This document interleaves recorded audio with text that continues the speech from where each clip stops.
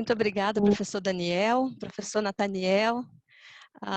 Muito bom, boa tarde a todos. Para aqueles que não me conhecem, meu nome é Michele Brasil. Eu sou professora da UFRJ em exercício provisório aqui na UFMS desde janeiro de 2019. E a minha apresentação de hoje, ela é, na verdade, um trabalho que eu tenho realizado durante esse ano, não só como pesquisadora da UFMS, mas, assim, mais especificamente como pesquisadora da Biblioteca Nacional, né, pelo Programa Nacional de Apoio à Pesquisa.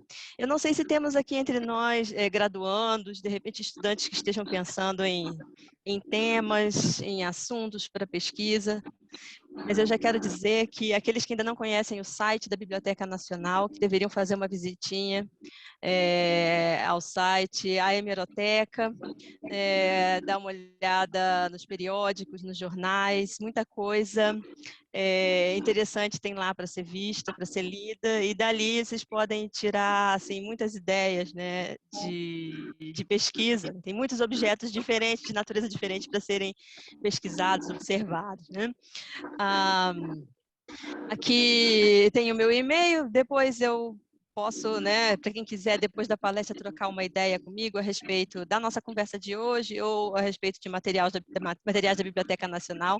Eu estou à disposição, tá certo? Às vezes, só uma palestra é pouco para tanto assunto, né, que surge no decorrer da nossa conversa, né?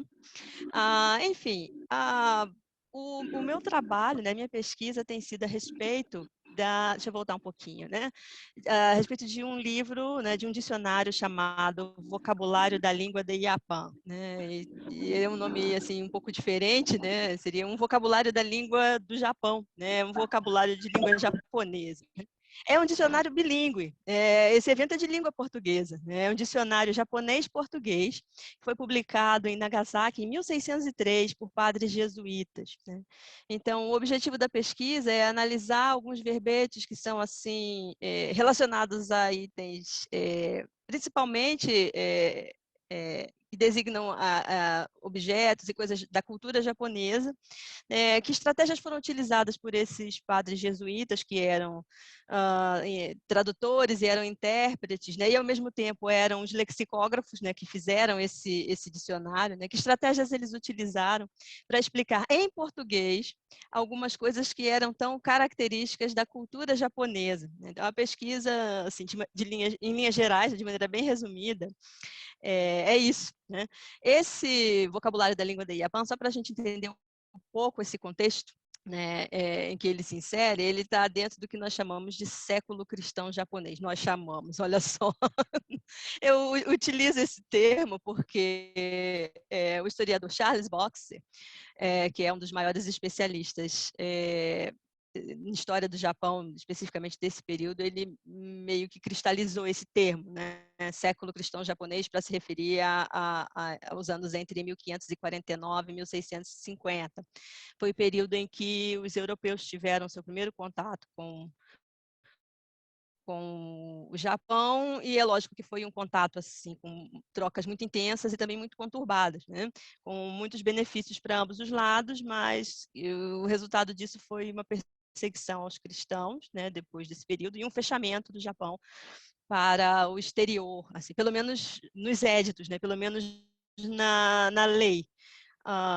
Que de vez em quando escapava um e entrava outro, a gente sabia que também acontecia, né? Mas pelo menos assim que fosse permitido, né? Absolutamente não.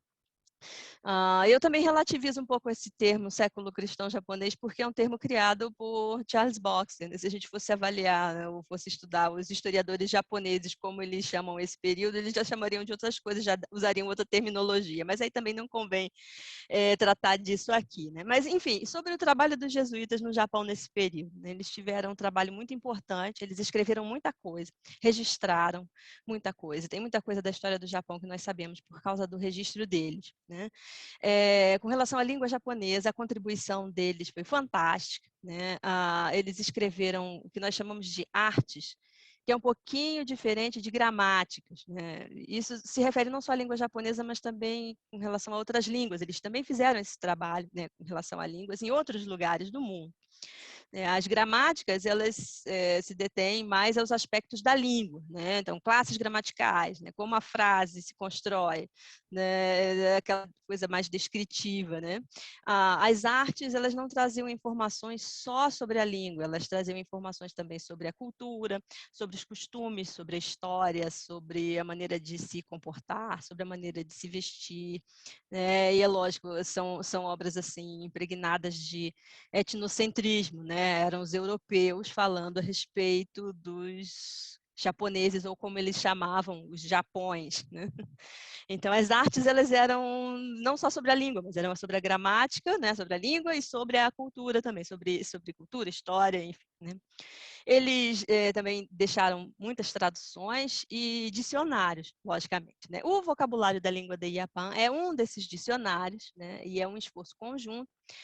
Até bem pouco tempo se acreditava que fosse obra de um jesuíta só, né? O padre Rodrigues Tsuzo, né? Tinha esse nome, esse apelido Tsuzo, que quer dizer intérprete, né? Mas hoje em dia já se sabe que não pode ter sido trabalho de uma pessoa só, mas também não se sabe quem foram os compiladores desse vocabulário, né? Só se sabe que é uma obra conjunta. E é uma obra rara, né? Só existem 4 volumes deste no mundo. E o 4º volume, ele está na Biblioteca Nacional, né? Ele é nosso, foi descoberto em 2018, né? Por uma equipe de pesquisadores da USP, né? E esse volume, né, foi publicado recentemente no Japão, né, um facsímile, né, com comentários, etc. Né, mas o 4º volume é nosso, né, da Biblioteca Nacional, da coleção da Imperatriz Teresa Cristina. Tem uma versão digitalizada dele, a versão que existe digitalizada da Biblioteca Nacional Francesa. Depois eu posso compartilhar o link para vocês também, né, para quem tiver curiosidade para saber como é, bastante interessante, né? Eu já pesquiso a obra dos jesuítas há muito tempo, né? Eu estudei latim na época da graduação, depois eu fiz japonês por conta, né, do interesse na língua. Tinha interesse também por relações internacionais, e quando as pessoas me perguntavam assim, mas como é que você vai unir tudo, né, uma coisa só? Sempre a gente acha alguma coisa para estudar que consiga reunir tudo, né? E uma vez eu ouvi uma palestra do professor Felipe Humblé, justamente num evento de estudos japoneses, que me chamou muita atenção, e o texto que foi publicado depois da palestra, né, um dos trechos diz o seguinte, né?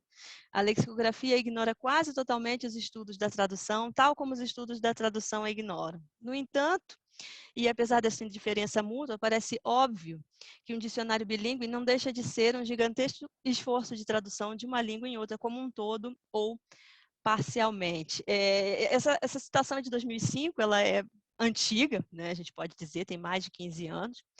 Durante muito tempo foi assim, né? Cada um no seu espaço, cada um com seus objetivos, com seus objetos, com seu instrumental. Mas hoje em dia eu já fico assim bastante satisfeita que há um diálogo maior, né? Recentemente eu estive participando de um evento de tradução, a Semana do Tradutor, organizada pela Unesp, e muitos trabalhos sobre lexicografia, né? Então, parece que agora já existe esse trânsito, né, de maneira mais natural, essa troca de maneira muito mais natural, e com essa troca, né, essa soma, todos ganham, né? E para estudar uma obra como essa, tanto os estudos da tradução quanto a lexicografia, né, a linguística histórica também, eles têm um instrumental que assim, são úteis, né, podem ser utilizados para entender determinadas coisas, especialmente aquilo que eu estou pretendendo buscar, né? A pesquisa ainda está em andamento, mas assim, já está em andamento, já indo para o final, termina em dezembro, né? E o objetivo geral que foi proposto, né, era fazer uma análise preliminar, porque é uma obra extensa, são muitos verbetes, né, à luz da lexicografia e dos estudos da tradução, né, mas o objetivo seria, né, como definir em língua portuguesa, né, tantas coisas novas, né, tantas coisas, né, da cultura japonesa, assim, não existem em português, não existiam em Portugal. Como explicar isso para quem está chegando ao Japão, né? Precisa lidar com aquelas palavras, precisa lidar com aquelas coisas que passam a existir para essas pessoas agora, não existiam antes, né? Como explicar isso para quem está chegando, né? Esse vocabulário tudo indica que tenha sido utilizado primeiramente para as pessoas, né, para os portugueses que chegavam ao Japão, né? Depois ele pode ter sido usado na Europa para quem estudava a língua, mas o primeiro assim, o uso dele teria sido, né, as pessoas que chegavam ao Japão para poderem, né, consultar ali, entenderem do que se tratavam as coisas. E aí, destrinchando esse objetivo geral, que é super geral, né, em objetivos específicos, né, então, de que forma a gente vai trabalhar, né, qual é a trajetória que a gente vai seguir, né? Então, analisar a estrutura, né, como ele é composto, como ele é estruturado, né, de que ele se forma, como ele é mostrado, com quantas colunas, como é que ele é mostrado para o seu usuário, né? Fazer levantamento dos verbetes relacionados aos aspectos culturais, né? E aí esses aspectos culturais a gente tem religião, costumes, arte, né? Agrupar esses verbetes por áreas, né? Por significados, né? Em cada grupo, analisar as informações registradas por esses lexicógrafos, levando em conta que eles são padres jesuítas, né? Que eles são tradutores e intérpretes, né? A maioria deles, eles trabalhavam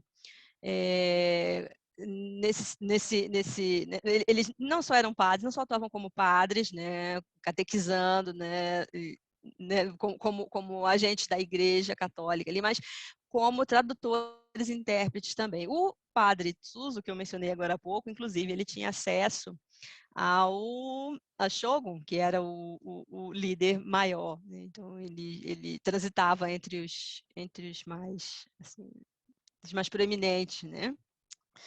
E, no fim de tudo, verificar a existência ou não, né, de um padrão ou um perfil lexicográfico, né? A mesma estratégia foi utilizada, quantas vezes, em que contexto. Eu estou nessa última fase, assim, tentando comparar, tentando verificar, né, essa existência. Enfim, quanto à estrutura do dicionário, para aqueles que imaginam que eu estou lendo um dicionário cheio de ideogramas chineses, né? Ou de origem chinesa, né? Ideogramas japoneses, não, ele está todo romanizado, ou seja, ele está todo escrito no nosso alfabeto, né? Mas ele tem uma característica interessante, há tipos diferentes, né? A letra normal ou redonda, ela serve para palavras de língua japonesa. A letra em itálico, ela serve para palavras em língua portuguesa ou latina, né? Tem expressões latinas também. Ou vocês acham que o dicionário feito por jesuítas não ia ter expressão latina? Tinha que ter, né? A numeração desse dicionário, ela era estabelecida não em páginas, mas em fólios. Então, em vez de ser página 1, página 2, página 3, página 4, então seria frente 1, né, verso 1, frente 2, verso 2, frente 3, verso 3. Então, o fólio é isso, né? 1, 1, 2, 2, 3, 3, 4, 4. Né? As entradas, né, de cada palavra, né, sempre em letra maiúscula, e o texto em 2 colunas por página, o que, aliás, era bastante comum nessa época, né, para os dicionários feitos nesse período, né?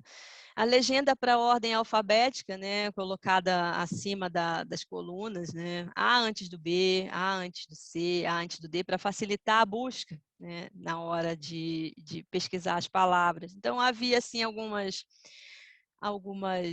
maneiras de facilitar o uso, né, para quem pesquisasse as palavras, né? Era o user-friendly da época, né? Não era digitalizado, não era computadorizado, mas tinha ali algumas maneiras de ajudar quem quisesse, né, fazer uso daquele dicionário. E aqui uma página, só para vocês terem uma ideia de como era o dicionário, né? 2 colunas, romanizado, e aí o que está em redondo está escrito em japonês, e o que está em itálico está em português ou em latim. Aqui, ó, item, né? Igualmente, né? Por exemplo, né? A R antes do I,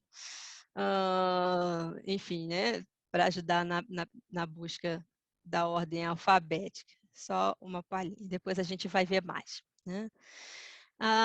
Diante dessa descoberta, né, eu fiquei assim, bom, um dicionário como esse, né, muita coisa interessante dá para a gente estudar. E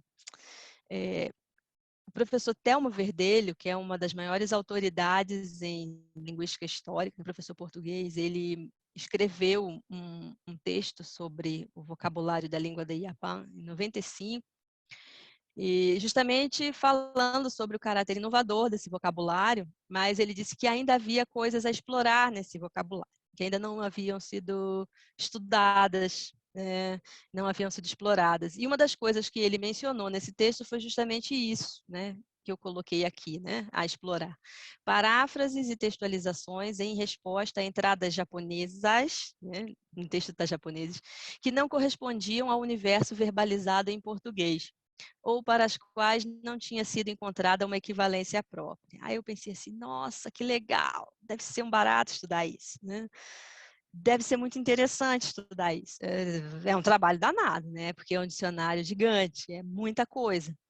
Mas é um mundo se abrir, né? Praticamente a mesma coisa de se colocar no lugar de um jesuíta e tentar ver o mundo daquela época com os próprios olhos. E eu fiquei tentando imaginar que nome a gente poderia dar para esse tipo de palavra, né? Como a gente poderia chamar esse tipo de palavra que não tem correspondente em português, né? Existe em japonês, mas não tem correspondente em português. Eu não posso nem dizer equivalente, porque falar de equivalente em tradução é algo muito complicado, não existe equivalente, né? E correspondente também não me deixa muito à vontade, né? Aí eu fiquei pensando, né, entradas específicas, né, palavras específicas, não estou muito satisfeita com esse termo ainda. Também não tenho muito tempo para me decidir, porque em dezembro eu tenho que tomar uma decisão até dezembro, né? Mas, enfim, alguém já tinha pensado nisso com relação a outras obras, né? E com relação a outros contextos. E procurando referencial teórico para trabalhar com essa obra, eu encontrei o que nós chamamos de CSI, que não é CSI Miami, mas que também demanda bastante investigação, né? Bastante procura, quase um trabalho de detetive mesmo, né? CSI, Culture Specific Items, que a gente traduz de maneira muito geral como itens específicos, né, de uma cultura, traduzindo bem ao pé da letra, né, o pessoal da tradução ia puxar minha orelha, né, mas são palavras ou termos que são característicos de uma determinada cultura e que por isso não encontram algo semelhante na outra cultura, né? Existe na cultura fonte e que não encontram semelhante na cultura alvo, né? Então, no nosso caso, existem em japonês, mas que não existem em português. E aí eu comecei a procurar, né, quem já teria escrito, já teria trabalhado com essa noção de culture specific items, né? E aí alguns dos nomes que eu encontrei foram Newmark, o primeiro deles, né? Davis e Pedersen. Quando eu falo Newmark, o primeiro deles, aqui eu digo 2010, mas a primeira vez que ele escreveu a respeito foi em 2000. 2010 foi um texto já, uma revisão das primeiras tipologias que ele criou, né? Ele criou uma espécie de tipologias, né? Grupos de palavras em que você pode agrupar esses itens específicos, né? Então, palavras relacionadas à culinária, palavras relacionadas à arte, palavras relacionadas a jargão profissional, palavras relacionadas a não sei mais o que, né? Então, no capítulo Meaning in Translation, que ele publica em 2010, ele já faz uma revisão de algo que ele tinha escrito em 2000. Então, já me baseei no capítulo revisto. Mas é algo ainda muito geral, né? Davis, em 2003, ele escreve também, ele faz também uma tipologia, né, de Culture Specific Items, mas ele tem em suas mãos a tradução de livros do Harry Potter, né? E é completamente diferente de ter um dicionário, né, compilado por padres jesuítas, né? É uma obra que é japonês, português, né? Faz a ponte do japonês com português, né? Não é do Harry Potter, né, contemporâneo, de 1603. O Pedersen, ele é mais perto da gente no tempo, mas ele está trabalhando com legendagem para televisão, é outro formato. A legendagem ela exige uma atenção para uma série de outras coisas, você não pode simplesmente se esquecer de que a legendagem tem ali a imagem e você tem que fazer encaixar a sua tradução, né, na fala que aparece no personagem, na imagem. Então, aí eu comecei a ficar desesperada, né? Quanto dessas tipologias é possível aplicar ao estudo de um dicionário como vocabulário? O que eu posso aproveitar dessa teoria que eu tenho à mão? E aí eu comecei a procurar por outras. E aí eu comecei a perceber que existem várias, que existem inúmeras, que não se acabam as tipologias, né? E foi aí que eu pensei, bom, então se para cada fonte alguém vai criar uma tipologia, eu estou achando que eu vou ter que criar uma tipologia para o vocabulário também. E apesar de ainda não ter também fechado essa questão, eu já comecei a fazer uma tipologia tentativa. Por que eu digo tipologia tentativa? Porque há uma série de questões que foram levantadas nas tipologias anteriores que eu acho que se repetem nessa. Né? E a gente vai comentar a respeito disso um pouco mais à frente. Né? A tipologia que eu mencionei aqui, para ser mais geral possível, né? São os termos em que eu coloquei assim, as palavras que eu separei. Temos ali objetos, natureza, religião, lugares, costumes, jargão ou metalinguagem, lendas e artes. A gente já começa a ver por aí que tem algumas interseções, né? Tem algumas palavras que se encaixam em religião, mas que podem se encaixar em costumes também, né? Se a gente estiver falando, por exemplo, de festas, né? Festas de natureza religiosa, podem se encaixar em religião, em costumes. Aí pronto, aí a tipologia vai por água abaixo, né? E ainda se encaixa em lendas também, né? Exatamente por causa daquela questão, a gente está falando de religião, mas o que é considerado religião e lenda? Porque se é religião japonesa, né? Então, o que os jesuítas chamavam de lenda, para os japoneses era considerado religião. Então, tem que tomar o cuidado para não separar isso usando o mesmo olhar etnocêntrico que os jesuítas utilizaram, né?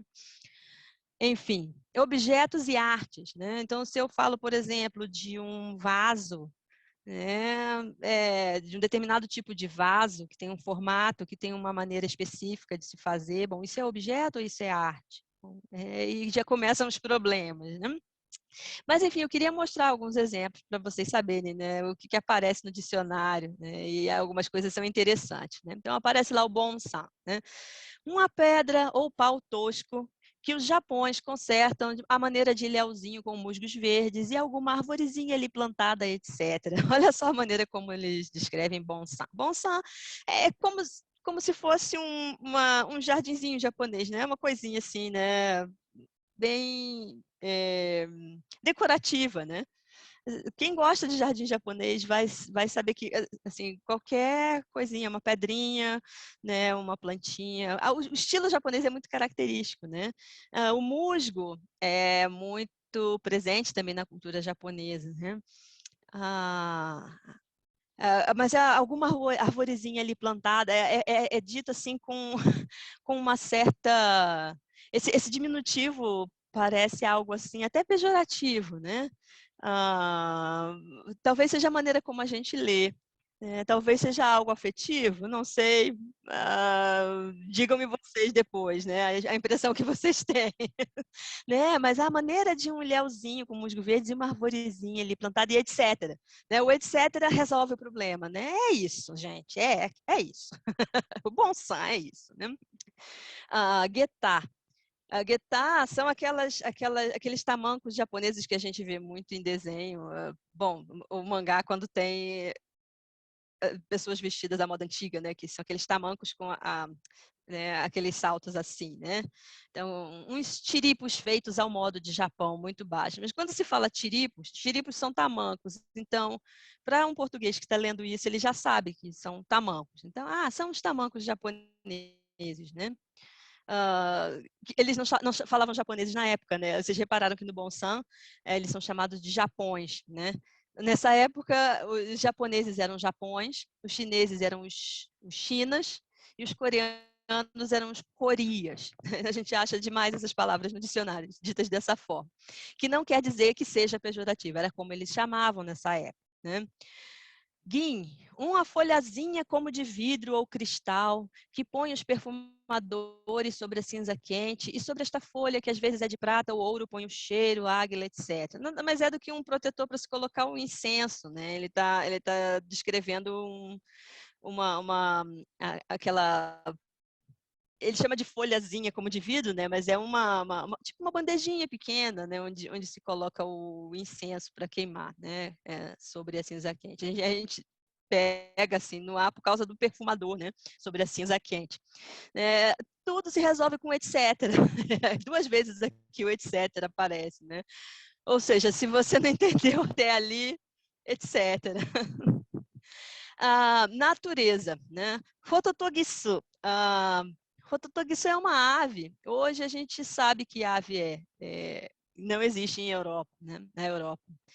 Mas olha só como é que eles descreviam, né? Um pássaro assim chamado que canta com voz triste e saudosa. Então, é um pássaro muito comum em todo o arquipélago do Japão e que canta com voz triste e saudosa. Então, eles descreveram o canto do pássaro para dizer de que pássaro se tratava, né? Não dá para dizer com que se compara, porque comparar com pássaro, né? Com que pássaro vai comparar? Podia ter dito a cor do pássaro, né? Mas o canto é o que chama mais atenção. Então foi esse o detalhe que eles escreveram, né? Que quem fez esse verbete colocou, né?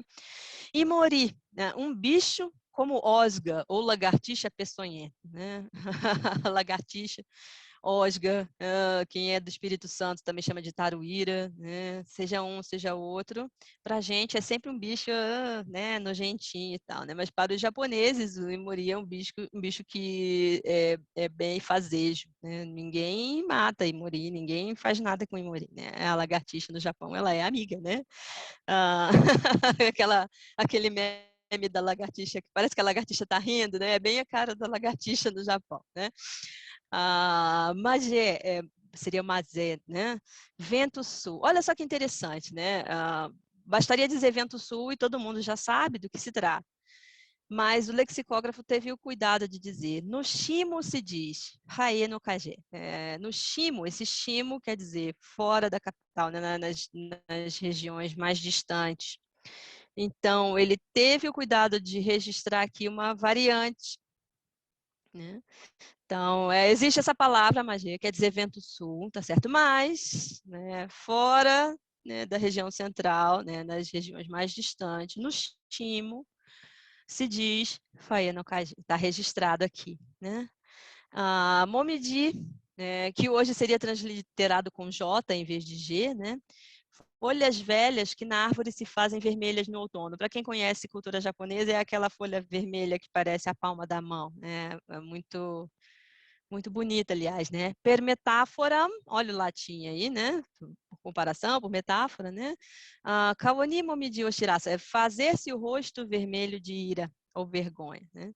Então, mais do que só registrar o significado de momiji, né? O significado da folha vermelha de outono, né? O lexicógrafo sentiu a necessidade de registrar uma expressão em que se usa a palavra momiji. Então, ficar com a cara, né, de momiji, né? Apareceu um momiji na sua cara, apareceu um momiji no seu rosto, né? Ficou tão nervoso, tão agitado que apareceu um momiji. Ele achou interessante registrar essa expressão. Achou interessante, achou útil, né? Os exemplos de religião são bastante interessantes, né? O primeiro que eu gostaria de registrar aqui é o Akuma, né? E Akuma, ele vem primeiro com uma outra palavra em japonês, Tengu. E depois uma palavra em português, que é diabo. Tengu quer dizer duende. Tengu é uma figura do folclore japonês, né? Oriunda, né? Talvez comparável a alguma coisa do folclore chinês, né? Talvez comparável a alguma coisa do folclore coreano. mas com certeza não comparável ao diabo. Mas era o que mais se aproximava, né? Assim, do que eles comparariam, né, com a ideia que eles tinham. O diabo, a figura cristã do diabo, né, ou do Satanás, é completamente diferente do Tengu japonês. O Tengu japonês, já que nós temos aqui várias pessoas que curtem HQs, né?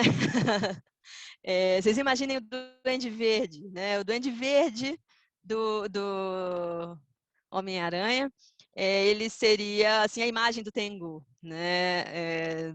Não tem nada a ver com o diabo. Mas eles registraram ali Akuma como Tengu, né? Primeiro botaram uma outra palavra japonesa e depois deram o significado de diabo, né? A expressão Arai Ione, olha só, não é nenhuma palavra só, é uma expressão, tá registrada ali, né? Quer dizer, ao pé da letra, arroz lavado. Só que não é qualquer arroz lavado, aquele arroz lavado que você em seguida vai cozinhar. Não, é um arroz pilado e lavado que é sacrificial. É aquele que vai ser oferecido ao Kami, né, que era a divindade do Shintoísmo, uma religião original japonesa, né? Gobo, que quer dizer bonzo ou religioso. Bonzo seria o monge budista, né? O nome do monge budista, né?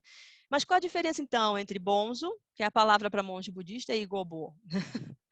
Duas palavras diferentes para a mesma coisa. Em que contexto eu usaria gobo, né?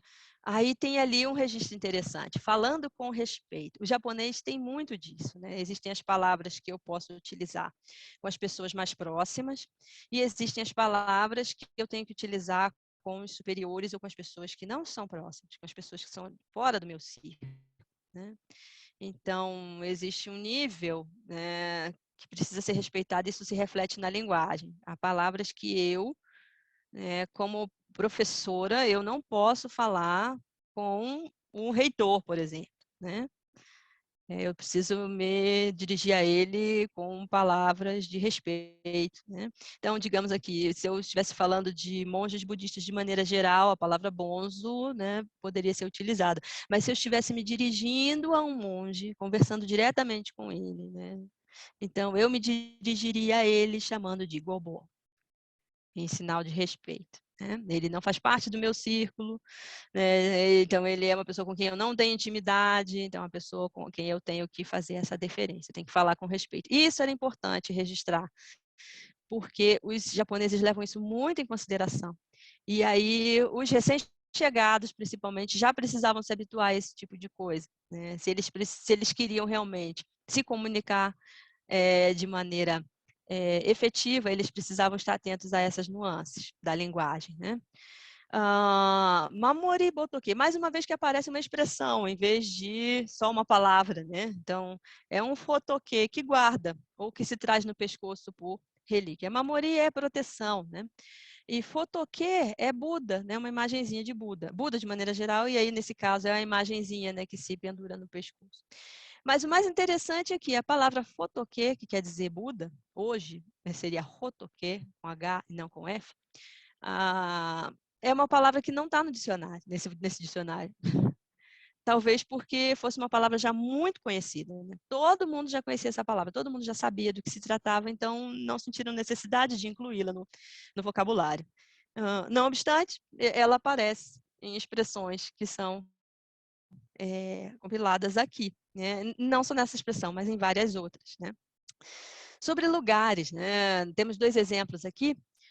Mati, né? Ruas de casas que vão continuadas, né? Enfiadas, e ainda que este é o próprio sentido desta palavra, também se toma no vulgo por povoação, vila ou cidade. Aí a gente pensa assim, né? E agora, como é que a gente vai traduzir isso? A gente traduz por rua, por povoação, por vila ou por cidade? Pode ser rua, povoação, vila ou cidade. O número de pessoas que está incluído aí varia sensivelmente, né? É nessas horas que eu digo para os meus alunos que o kanji, o ideograma japonês, é muito importante, né? Porque se fosse escrito em ideograma, né, se fosse escrito em kanji, seriam dois kanjis diferentes, né? Um para rua e outro para vila ou cidade. Aí faria diferença, aí a gente entenderia melhor, conseguiria determinar melhor, né, qual é o sentido, né, a que estão se referindo no texto. Seria melhor, mais fácil de entender, né? Então, nessas horas, o kanji ajuda, ele não atrapalha, né? Aqui, como está romanizado, muito bem, pode ser tudo isso, né? Vamos ver o contexto, e às vezes o contexto não ajuda, né? Tofu ya. Esse sufixo ya, ele geralmente se refere à loja, né? Então, hanaya, hana é flor, então hanaya é floricultura, né? Pan ya, né? Pan já é uma palavra moderna, né? Então, pan ya seria padaria, né? A loja de pão, né? Tofu ya é uma loja de tofu, né? E para quem conhece um pouco de cultura japonesa e culinária japonesa, sabe que tofu é aquele queijo de soja, né? Tem gente que gosta, tem gente que não gosta, não tem muito meio termo, né? Tofu ya, como eles definem? Olha, casa onde se fazem ou vendem aquela maneira de queijos feitos de grãos moles na água e moídos. Então, é assim que eles definem o tofu, né? Aquela maneira de queijos feitos de grãos moles na água, né? E moídos. Esses são os queijos que eles chamam de tofu, né? É para entender mesmo, olha, sabe aqueles queijos feitos assim? Então, e as casas onde se vendem e se fazem esses queijos? É essa aqui, né? Costumes, e aí entra muito daquilo que nós vimos aparecer naquela outra palavra que apareceu na parte de religião, né? Moshi, né? Voz com que se chama a pessoa honrada, como quem diz, né? Olhe que lhe quero dizer. É como se fosse uma interjeição, é de fato uma interjeição, né? Para chamar a atenção da pessoa, né? Moshi. Tanto que a gente não traduz o moshi, né? Talvez a gente pudesse traduzir como, né? Então, é aquele então que fica solto, né? É aquele então para chamar a atenção da pessoa, né? E não necessariamente tem a ver com algo que você tenha dito antes, né? Então, voz com que se chama a pessoa honrada, como quem diz, olha o que quero lhe dizer, né? E vejam bem, pessoa honrada, então é algo para você utilizar com alguém que seja seu superior hierárquico ou alguém que seja fora do seu círculo, né, de intimidade, né? Nagetsuke, modo de amarrar os cabelos da cabeça botados para de trás. Rabo de cavalo, né? Nagetsuke, né? Ut, olha o latim aí, né? Kami o nadetsuke ni, aqui tá cobrindo para mim um minutinho, deixa eu só subir. Amarrar os cabelos desta maneira, né? Item, né? Da mesma forma, o mesmo homem que traz desta maneira os cabelos amarrados. Então, refere-se ao modo de amarrar e ao homem que usa esse tipo de, né, de cabelos amarrados, assim, esse tipo de penteado. Jargão ou metalinguagem, coloquei juntos porque seriam assim as palavras de médicos, palavras de professores, palavras, né, de determinado tipo, palavras de samurai, palavras, né? Aqui o primeiro exemplo é uma palavra de médicos, né? O correr do sangue livremente pelas veias, né? Palavra de médicos. Eu me pergunto, sinceramente, qual a necessidade dessa palavra no vocabulário, mas enfim, está lá. Alguém achou necessária essa palavra no vocabulário, ela está aí, né? A gente ainda vai descobrir, né? Talvez ela seja mais comum do que a gente imagina, né? Kifen, palavra que se escreve no sobrescrito das cartas, como quem diz, resposta para vossa mercê, etc. Posto que nas cartas dos seculares fora da igreja não corre esta palavra, ou seja, é uma palavra restrita, né? De uso específico e para abrir uma carta, né? Existem até hoje palavras, expressões específicas para se abrir e fechar uma carta em japonês. Existe uma forma de escrever carta em japonês. E aí vocês me perguntam, mas ainda se escreve carta? O pessoal não manda e-mail? Sim, é verdade. E aí se adaptaram. Existem palavras específicas para o e-mail também. Mas é lógico que a gente usa muito mais assim para contextos bem formais, como se eu fosse, por exemplo, mandar uma carta para a universidade, né, como se eu fosse mandar uma carta de referência de um de um aluno, né, uma carta de recomendação de um aluno, aí coloco, ou pedindo uma carta de recomendação, eu utilizaria um determinado tipo de palavra para começar e para terminar uma carta, um determinado tipo de saudação. Uma coisa que é bastante comum, que não está aqui, mas que aparece em um dos outros verbetes também, com relação à necessidade de se falar sobre a estação do ano em que se encontra, né, no momento em que se escreve a carta. Isso para os japoneses era muito importante, que é algo que não podia escapar para os europeus, mas que os japoneses assim observavam de maneira muito, muito específica, né? Safa, ou então saquê, que eles traduziram como vinho, né? Saquê é vinho de arroz, né? Não é vinho de uva. Mas a gente também tem que levar em conta que saquê era usada para qualquer tipo de bebida alcoólica. Então, tudo bem traduzir como vinho, né? Mas olha só, eu separei aqui porque quem fez este verbete, né? Quem colocou esse verbete, fez questão de dizer que é a palavra de mulheres, né? Homens não podem usar essa palavra, só mulheres que usam, né? Homens diriam saquê. Então, eles não podem, um jesuíta não pode, por exemplo, aprender essa palavra e usar essa palavra. Mas se uma mulher usar essa palavra, ele já sabe do que se trata, né?